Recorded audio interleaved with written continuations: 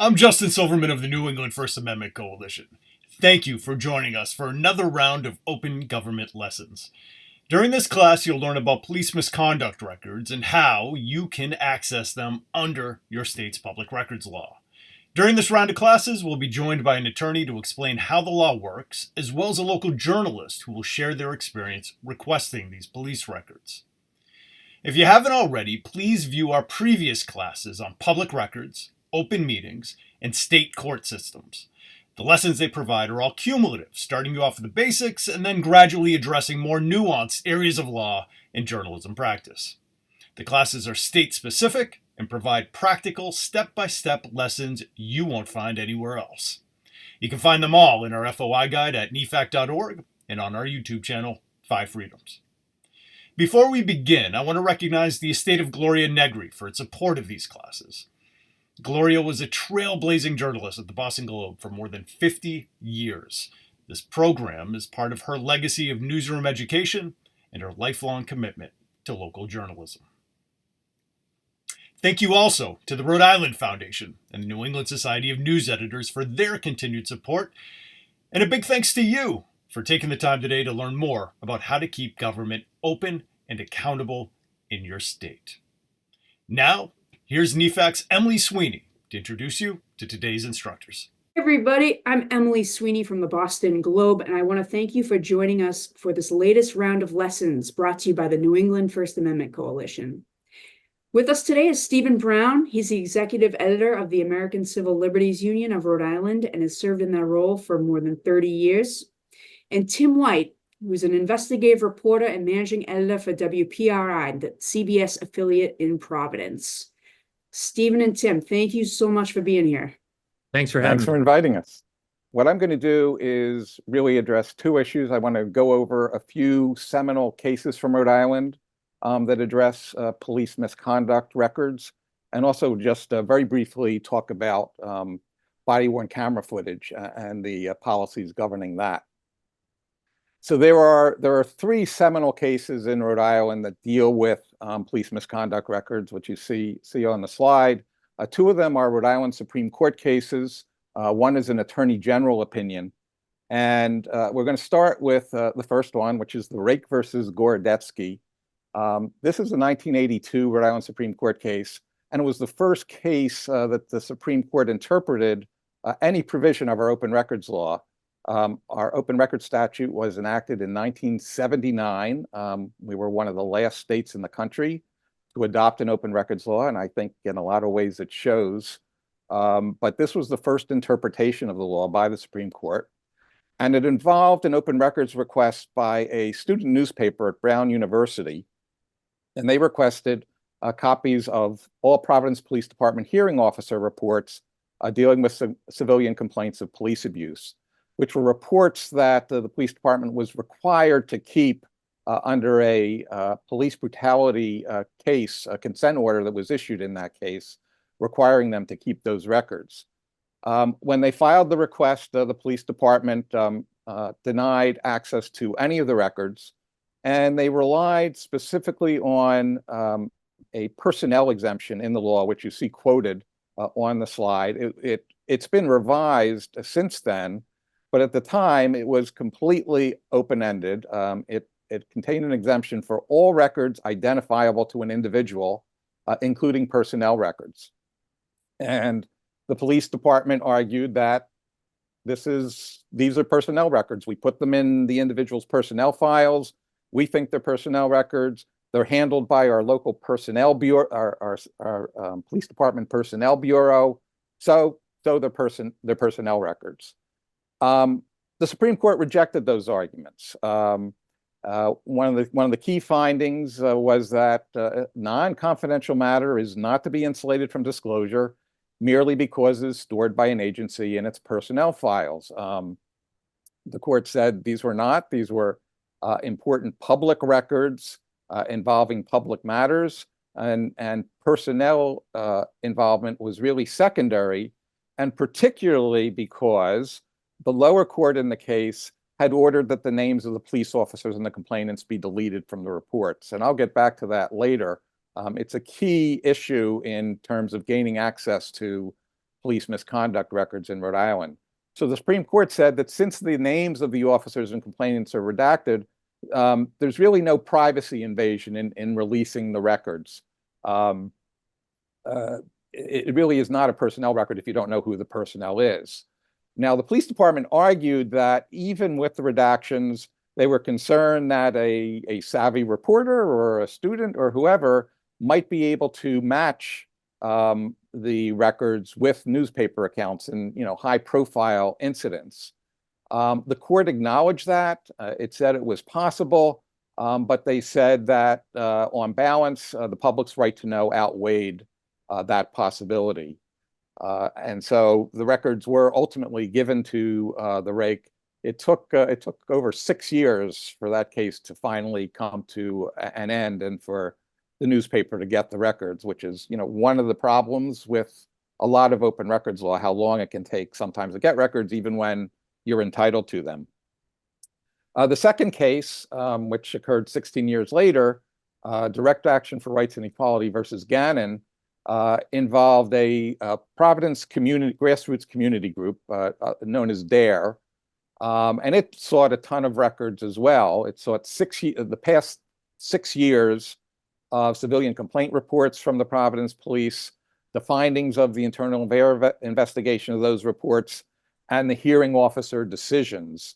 So the way it works is there's an investigation, there's a hearing, an officer makes a decision, the decision is then provided to the police chief, and the police chief makes a final recommendation. But for purposes of these cases, the plaintiffs argue that the hearing officer's decision is their final decision, and therefore it's a final record. In the Superior Court, the police department raised the identical arguments they had in the DARE case. They argued that they should be considered, all these things should be considered personnel records. They also raised a very general privacy argument, that the open records law recognizes that there's a right to privacy that has to be considered as well. But the Superior Court rejected those arguments, and it went further. It decided that under the First Amendment, this group was entitled to non-redacted disclosure of the records so that they could get the records with the names of the police officers and individuals involved in order to further their First Amendment rights. Not surprisingly, the police department appealed that decision to our state Supreme Court. And the Supreme Court did a few things. First of all, not surprisingly, they reversed the lower court in terms of the unredacted release of the document. So the court said, relying on on that language in the DARE decision, that what kept them from being invasions of privacy was redacting the personally identifiable information of the officers. So it reversed that part of the ruling, but it upheld the rest. Once again, it found that these civilian complaint reports were public documents, and they had to be disclosed as long as they were disclosed in redacted form. The other interesting thing is that the Supreme Court also relied on another provision in the open records law to find that these records were public. Rhode Island does have a fairly broad exemption, as I assume most open records law do, for law enforcement records. But there's a specific provision that says records relating to management and direction of a law enforcement agency shall be public. So any records that fit within that standard, there's no challenge there. And the court said these civilian complaint reports should be considered records relating to management and direction of a law enforcement agency, which is a really positive decision. And again, it took forever for this group to get the records. The litigation lasted even longer than the rate case, but they did prevail, and they finally got redacted versions of these records and did some community work with them.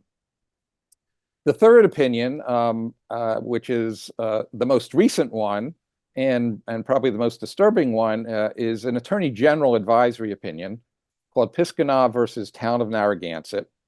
And Piskunov it was a member of an organization called the Rhode Island Accountability Project.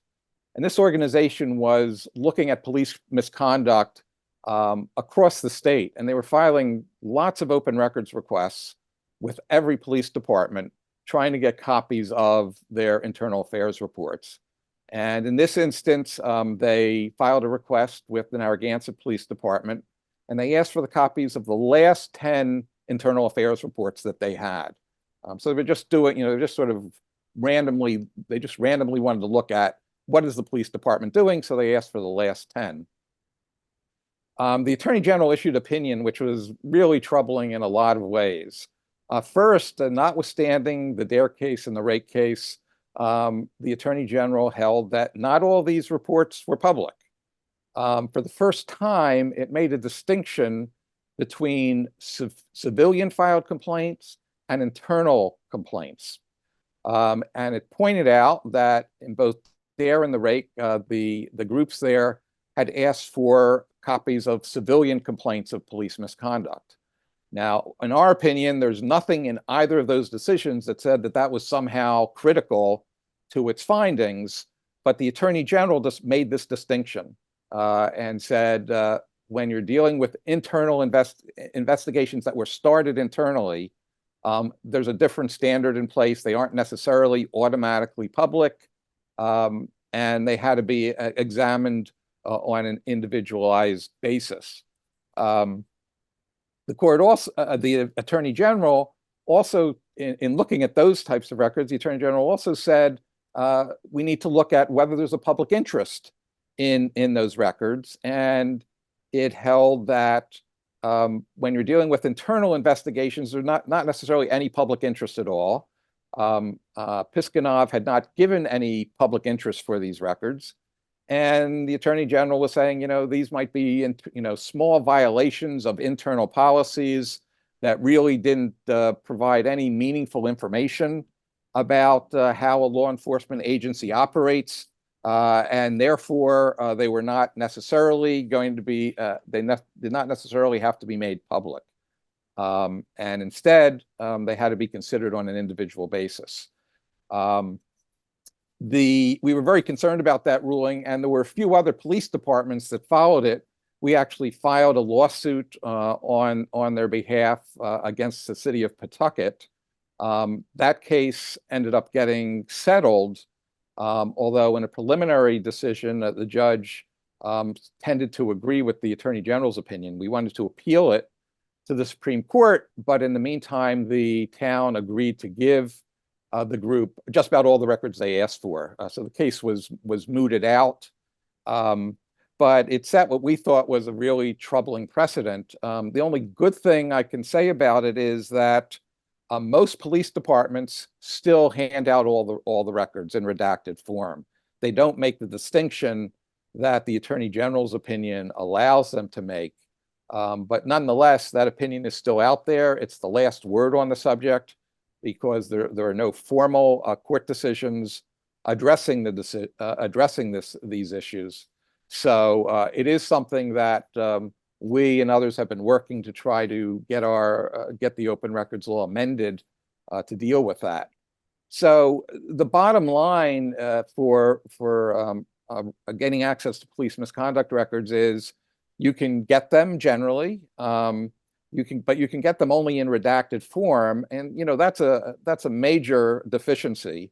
There are a number of states that actually have public databases of police misconduct records. You can look up an officer's name and see what their record of misconduct is.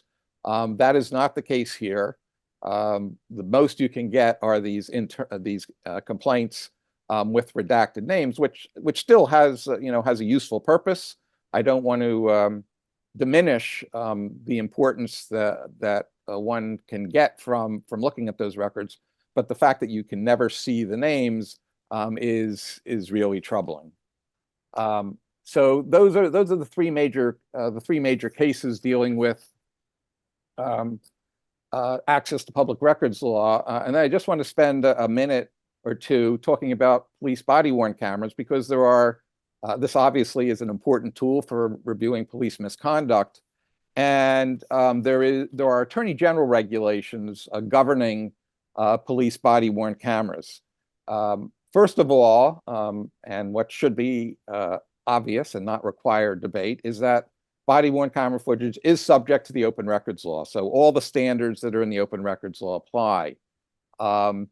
However, in a couple of instances, the Attorney General's regulations make establish some special rules. One in particular has to do with use of force incidents as defined by the Attorney General. And in those instances, the regulations say that the footage should be released no later than upon the substantial completion of the investigation, which should generally be within 30 days. Now, on the one hand, that's a positive thing because there's a broad investigatory exemption in the open records law for police records. So technically, they could say, if we haven't completed our investigation, we can keep these records secret for however long it takes. On the other hand, when you're dealing with a use of force incident, there's obviously a very strong public interest in gaining access to that footage sooner rather than later. So while it's good in some respects, we certainly believe that 30 days should be the outer limit for releasing records when you have these serious use of force incidents. Now, again, there's some good and bad about how it works in practice. The good thing is that there have been a handful of serious use of force incidents in the past couple of years, and including deaths of individuals. And the police departments have been incredibly impressive in getting footage out literally within days of the incident.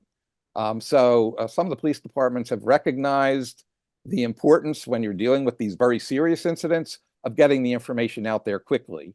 On the other hand, there are problems with the regulations in some respects, and I'd actually be interested in hearing if Tim has had any experience with it. The regulations set a variety of situations where police can turn the audio and video off. They're allowed to do it if they think minors are present. They're allowed to do it if they think it might be intimidating to a victim or witness. They're allowed to do it if they discuss law enforcement matters with other police officers. So those are really big gaps. How they actually use those exemptions, I don't know, but it's something to keep in mind as more and more police departments use this body-worn camera footage and release records. So that's my summary in a nutshell, and I'm glad to turn it over to Tim now. I want to actually discuss applying the important information that you just heard there, from a practical standpoint. And I do want to pick up right where he left off and just briefly talk on body-worn camera video, because it's become such an important part of our reporting on law enforcement matters. Then I do want to discuss recommendations on making public records requests for police misconduct records and the very real headwinds that we're facing there. And also talk about where else you can find this information to try and avoid those headaches. And I will end on police misconduct and use of force information that is available to you by statute through annual reports. So on police body-worn cameras, Stephen covered the most important, the thrust of the Attorney General's policy there. It is routine in our newsroom and in the investigative unit to request body-worn camera footage of medium to large police events. While, as you just heard, most departments, and I should say most, not all, have signed on to the AG's policy, reality is somewhat different as every department handles the requests differently. You heard one problem we face is the audio issue that Stephen brought up. I can tell you just anecdotally, anytime in the video officers come together, all of them hit the button on their body-worn camera and the audio goes away. So it's often muted. And it's my third slide there, but I'll jump ahead because it's related. The video that you often get is comically blurred out. It's a video form of redactions. I recommend challenging that. And a couple of thoughts here is, look, unless an officer works undercover, they should not be blurred. And if someone is a subject of an arrest, to an arrest, I should say. Arrest reports are public record, thus they should not be blurred out in the body-worn camera video. So consider challenging those and appealing those. Back up to the second bullet point there. Look, we make these requests right away. And as Stephen pointed out, they fall under the APRA. So I recommend setting a calendar reminder for the 10 business days for them to just respond to your request. And often they just tack on another 20 business days. So again, business days, we're talking about a month and a half here. You might forget, they might forget, or they might hope you forget. So own the statutory clock, set a calendar reminder in Google. This is a practice of mine every time. And if they go beyond the statutory framework, they're in violation of the APRA, and you have some strong footing to make a complaint. And my final just thing that I think is important to know, because Stephen talked about use of force video, is the language down there is a cut and paste from the Secretary of State's retention policy that requires that all use of force video, body-worn camera video, is retained for 7 years. I believe the just run-of-the-mill body-worn camera footage, it falls under a three-year clock. But use of force video needs to be held on for a lot longer. So just keep that in mind if you're told that the video doesn't exist anymore. Records requests. When seeking police misconduct records, it's a good idea to understand the department's policy and process. So look for or request the department's policy on internal affairs investigations. And on the right is the Providence Police Department's IA policy. You want to try and mirror the language that they use in their policies when requesting certain documents. I mean, I often use the any and all records pertaining to blah, blah, blah, blah, blah, which is useful, but sometimes a request can be too broad that bogs it down, makes it more costly, it gives more footing to say no. So I try to use this. The more specific language you use, the better chance you have of getting what you're looking for. So for instance, the Providence Internal Affairs Department is known as the Office of Professional Responsibility. So you want to seek an OPR report. Other departments, it's an internal affairs report. Some departments have sustained findings. I have seen disciplinary action memos. Again, these are all languages and language used in their policies.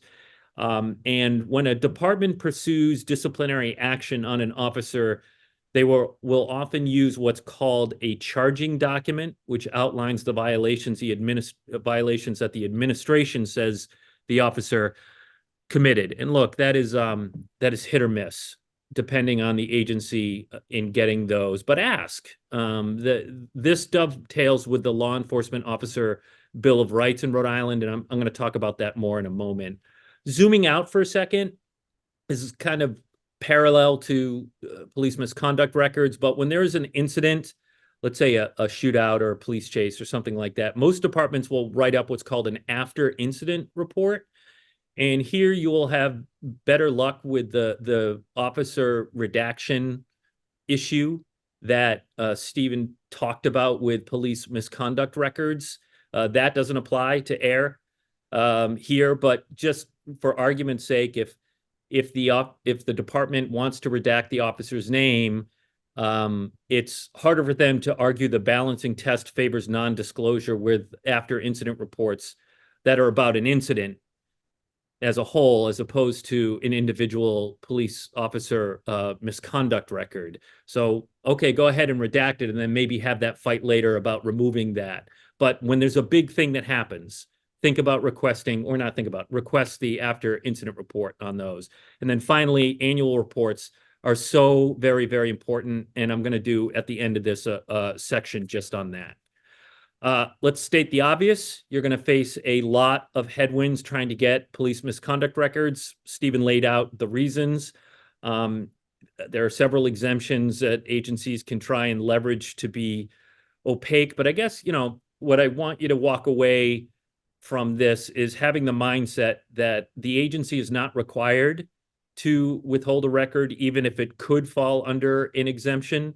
This is not me saying this, by the way. The Rhode Island Supreme Court ruled this way. So in other words, government agencies, including police departments, can be as transparent as they want to be. And for journalists, it's important that after a certain amount of time that is fair, to tell the public when you're getting blocked, because you as a reporter, it's not just you getting blocked, but it is the public that is getting blocked, because you, of course, serve the community in which you report. So it's important to write about when that is happening and let the public know.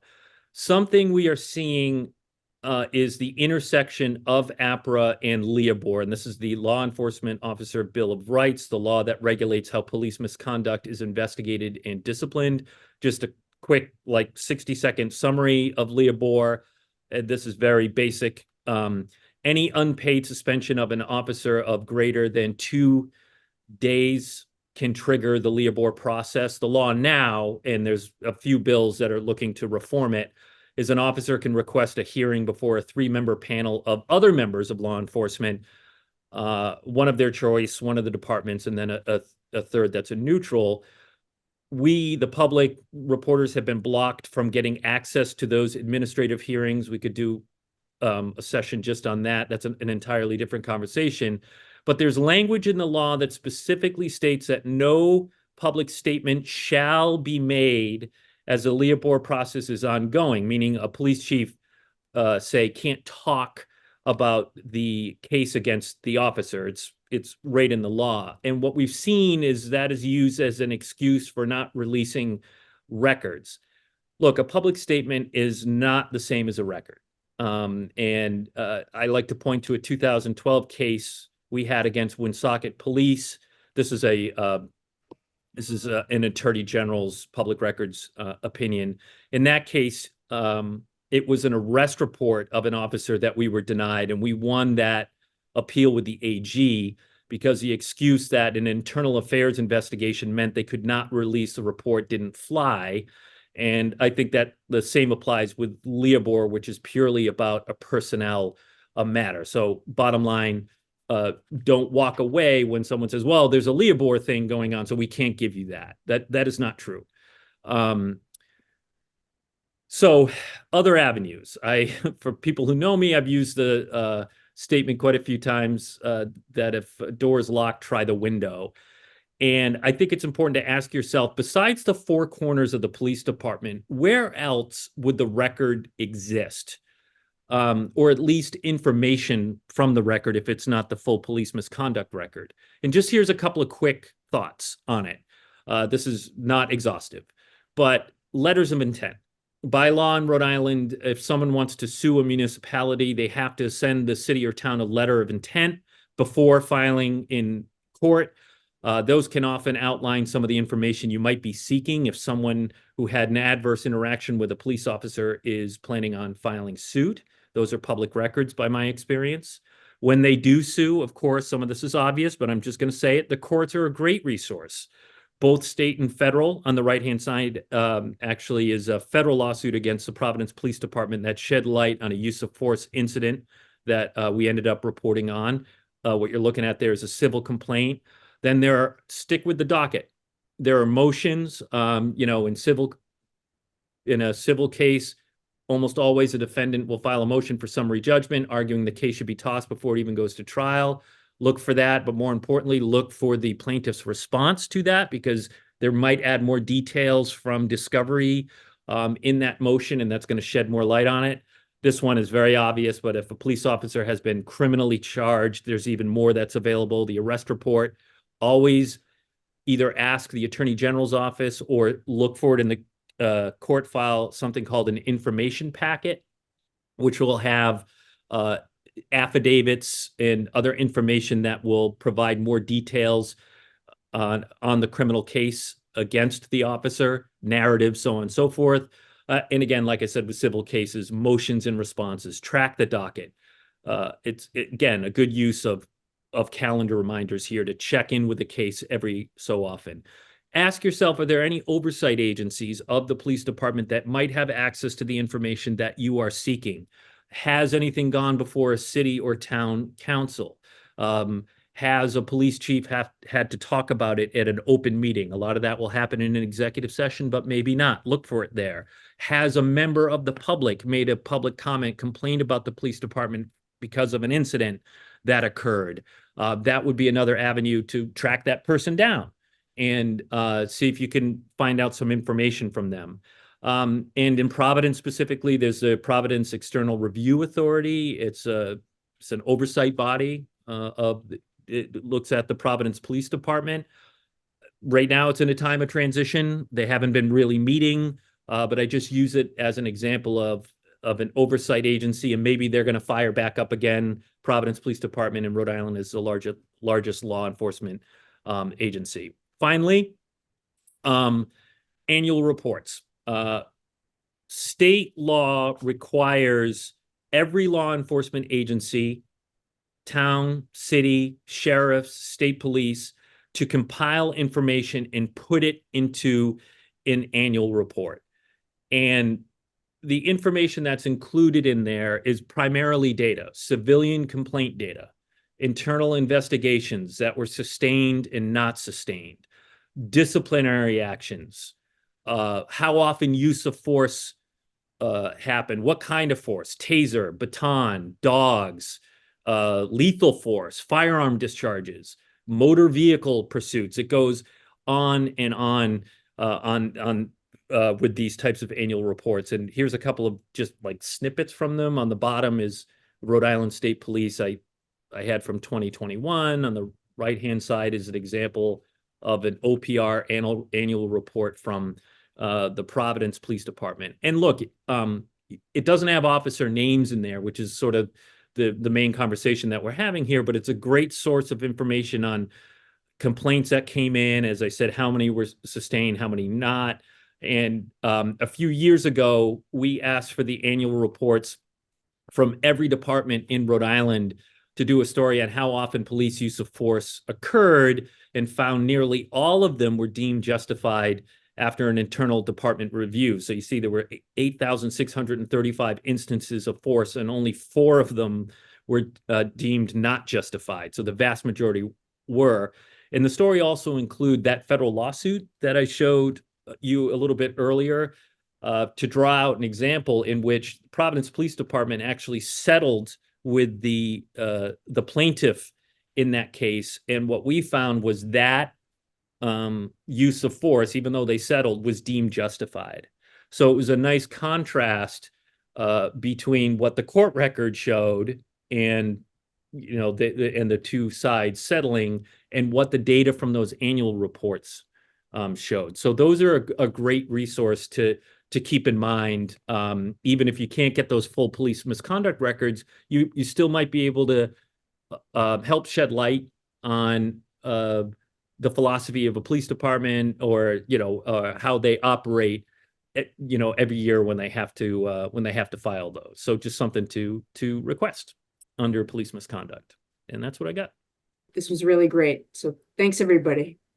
And if anybody has any questions, feel free to drop me. I'm happy to help out.